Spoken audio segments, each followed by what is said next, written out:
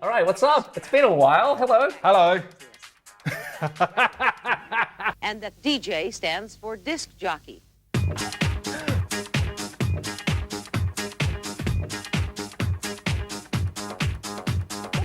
Hey guys, DJ Ravine here. And Mr. Bristow. And we are here at Point Blank Music School. It's been a while since we've done a video. It has. I think was the last one where we were strapped to cameras on our heads? Or? No, that was a long time ago. But yeah, anyways, it's been a long time.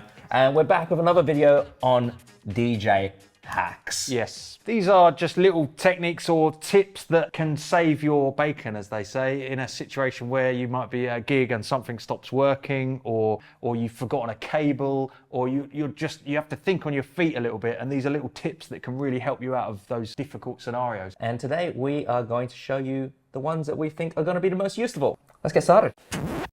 So this technique allows you to enter the tempo of your track into the mixer's BPM engine very accurately. A lot of people use the tap feature. They can tap along with the tune and it enters the BPM value in there. That's all good. Depends what you're doing and what you're using it for, but you want it to be as accurate as possible. My track is 126.0, so I'm holding down the tap button, using the time dial here to dial in that value, 126. So that's setting it to exactly what my BPM says here. Just to be even more accurate, what I can do is hold down the auto tap button as well as the tap button, and now it allows me to dial in the decimal point as well. So if this were 126.2, for example, I could go, right, it's 126 because I've dialed that in. Let's do that again. Hold down tap, dial in 126. Now keep that held down and press the auto tap button and dial in the decimal point of 0.2.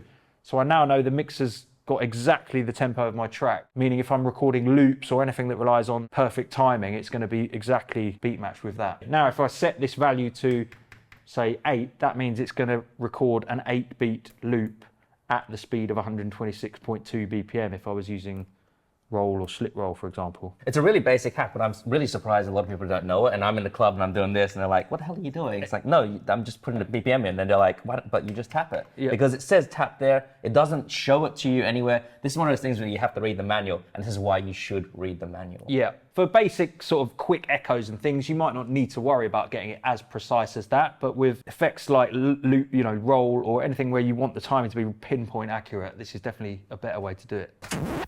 And on to the next hack. We have roll and using that to sample the song and mixing it out from the same deck. Yeah, so basically I'm going to set the roll length. Now we've already set the BPM correctly. Set the value to 8 beats. I'm going to record from this deck. Then I'm going to stop this deck, move the recording onto a different channel, get a new tune ready and beat match into the recording. So if I'm playing this, set the channel correctly, so I'm on channel 2, it's going to record 8 beats. So 1, 2, 3, 4, 5, 6, 7, 8. Now you can hear the roll is playing on channel 2 because that's where I recorded it from. But I can now move that. So if I change the channel select dial to channel 1, the roll is on channel 1.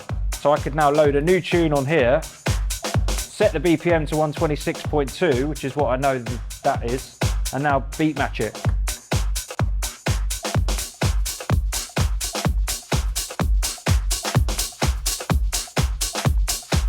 So now I'm doing a mix, even though I'm only using a single deck. And then obviously the fader and all the controls work for the roll. So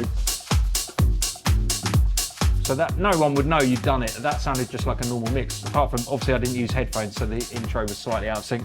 It's a great backup feature. So say, for example, one deck stops working or you get an emergency loop on one, USB has issues. There's even been times where I've been at a gig and there hasn't been a link cable and I only have one USB. Yeah. And this is literally the only way you could possibly mix. That's poor preparation on your part. Okay, all right. Well, look, I didn't know we were going to be roasting me today, but... Yeah, it's definitely good, but it means you can also do 3 deck mixes with only 2 decks because you can have a roll as one, never-ending loop and then mix things in and out of that. So it just gives you more flexibility, basically. Yeah, you could do like triple drops, quadruple drops if you want to. Yep. You can even record the roll from the master. So you record 2 things mixed together, then move them onto a channel, and you can sort of do a 4-deck mix if you wanted. The other cool thing is that the roll effect, if you've recorded something, let's say I just record it from channel 2 again.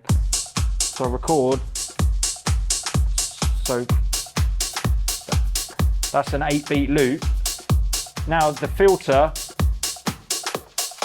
affects the roll, so I can even, you know, I can EQ it, I can filter it, I can chop it. You know, it's like as good as having it on a deck, really. Obviously I can't change the tempo of it, but it means you can mix out quite easily.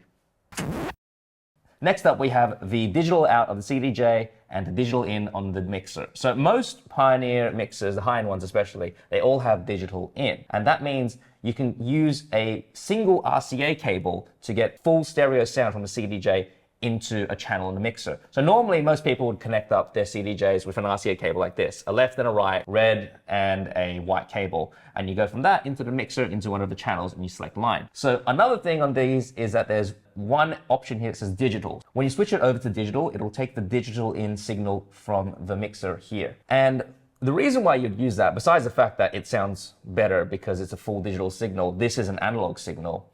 Most clubs still connect their decks using this. Now, you only need a single one of these to get a full stereo signal if you're going to be using digital. I've had times when they plugged in these via RCA and one of them stopped working. So I only get signal out of one speaker. And then I'm just like, oh God, what do I do? And you just do this. It's like spaghetti. And now we have two cables. And then you just do this. You just plug it one from here straight into the digital in. And now you've connected up both decks in stereo with just one cable. And the great thing about that is if you get to a gig, you've packed your equipment, you realise you've actually only bought one single phono cable. Poor preparation on your part. Of course, but it gets you out of that hole where, oh my God, I've not got enough cables. You would have, because you can just do what we did there. The good thing about CDJs, you don't even need to go and change anything. Just plug it in. It's always outputting digital. And just plug it straight into the digital in on a mixer. Okay, so this next one is really to get you out of that situation where the Q button has stopped working. And again, happens so much at clubs because they don't maintain their kit. It does. And also DJs just smack the Q button without any care because it's not their equipment at home. I mean, it might even be that they do maintain the kit, but someone's just broken it before you and now it's your set and they haven't got time to change it over, or they don't have any spare decks, or it's getting sticky and it doesn't fire when you want it to. So this technique allows you to set your cue point, save your cue point, and play it from the cue point without using the cue button. So it involves basically using the in/cue button, or the loop in button as many people know it, to set the cue point, because this actually allows you to set the cue point in real time while the tune's playing without having to stop it and press cue. So whenever I press that button, you can see it's snapping to the nearest grid marker. If I took quantize off, it would let me set it anywhere. So I'll press in to set my cue point. Now if I press memory, that's going to save that cue point to memory, and to get back to it, I press the call button. So now it's loaded back to that cue point that I just set up. Now I can press play. So I might find a point I want as a cue point. The cue button doesn't work because normally I would press that to set it. I'm going to press in, memory, now call it, and now play. Obviously it's not as good as using the cue button because you can't fire stuff off like that, but it gets you out of that issue where you need to set a cue point and play it from that point when you're mixing. It works as cue as intended, which is bringing you back to that point, which if the cue button didn't work, you'd have to manually wheel it back and then press play, or just release it. So this gets you out of a pickle. Yeah. Another issue that often I hear people have is where auto cue is deactivated and they spend their whole set going, I had to keep manually setting my cue point. It was a nightmare. Every time I load a track, it played. Immediately I'm like, well, auto cue must have been off, because if you load a track and it plays straight away, it's not automatically setting a cue point for you. So if you press and hold the auto cue button here and auto cue's off, when you go to a new tune, it's playing it straight away. There's no cue point, it's not working because it didn't set one. And then you get like, oh, I've got to set a manual cue point. To fix that, just press and hold auto cue. Now, when you go to a new track, it sets the cue point automatically and you won't have that issue. Bonus tip. Bonus tip. Yeah, so this next one is basically instant doubles, which on some setups is very obvious and on others it's slightly hidden if you're using older decks. What is instant doubles? It's basically the feature that allows you to load the track on the other deck that's playing so that it's at exactly the same point as the one that's playing. So it might be, I want to switch from one deck to the other, because I personally prefer scratching with my left hand on the platter. So if I drop a tune this side, I'd rather be scratching with a sample this side or scratching my new tune in this side. So the track that's now playing to the audience, I want to swap it over to this side so that I can load a new track on my preferred scratching side. So literally, if this is playing on this deck, if I press and hold this button, beat sync button, if you see at the top it says instant doubles. So it means it loads it, it knows where that one is because the decks are linked together. Now if I check my EQs and settings are all the same on both channels, I can swap over. No one's any the wiser, and it's now playing on this side. I can load a scratch sample on here and then scratch over that tune that was just playing. Or drop a new tune this side or whatever I want to do. So you could spend your whole set swapping over like that so that you always play the tune that way and then swap it to the other side to then get ready with a new tune on your preferred side. The older decks will also do it as well. Any of them that have beat sync, so that would be CDJ 2000 Nexus, Nexus 2. Nexus 2, I believe, actually said instant doubles on it, but the Nexus 1 didn't, but you could still do it. So that would be where you'd have to press master and sync on the main track. The one you wanted to swap it over to, you would press sync, then you press and hold sync, and it would load the track onto that deck as well. So it's not that obvious a feature, but it is possible. Basically, the songs had to be synced beforehand. And it wouldn't work unless you're using Rekordbox. Well, everything needs to be Rekordbox anyway. Yeah. So, yeah. Let's not just cut that. So this one is a feature of the mixer really, but I hear people DJing and they obviously don't know this because they haven't adjusted this feature, and it's kind of can be quite piercing to listen to. And it's related to the parameter dial on the mixer here. So if you've got the insert effects on your mixer and the parameter dial, when you're using the filter, by default, that parameter being up will mean that there's quite a lot of resonance on the filter. So when you move that filter cutoff point, it's boosting frequencies, and it can be quite harsh on a big sound system. As you can hear, if I've got this quite high up, you can really hear there's loads of resonance on that. If you turn the parameter to minimum, it kind of reduces that dramatically. So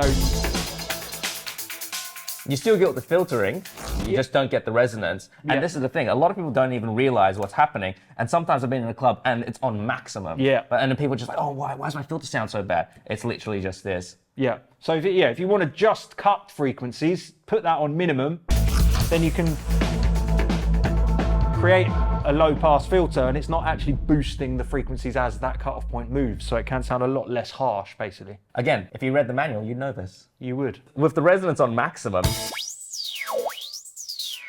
it gets really piercing in a huge club. Yeah. I mean, it's quite a cool effect. Obviously, you can communicate with other life forms, but probably not what you're looking for in a DJ set. I forgot to press record then. Yeah. And there you have it. There are 5 little DJ hacks and a couple little bonus ones that you can integrate into your toolkit. Yeah, make sure you practice them, because the one with the roll effect and some of the others, they might require a little bit of practice just so you've got it in your muscle memory, because you don't want to get it wrong and cause an even bigger mistake when you're playing live. But once you get your head around them, they are definitely very useful little tips. Absolutely. And of course, if you want to learn more hacks or learn to DJ from this guy himself, pointblankmusicschool.com.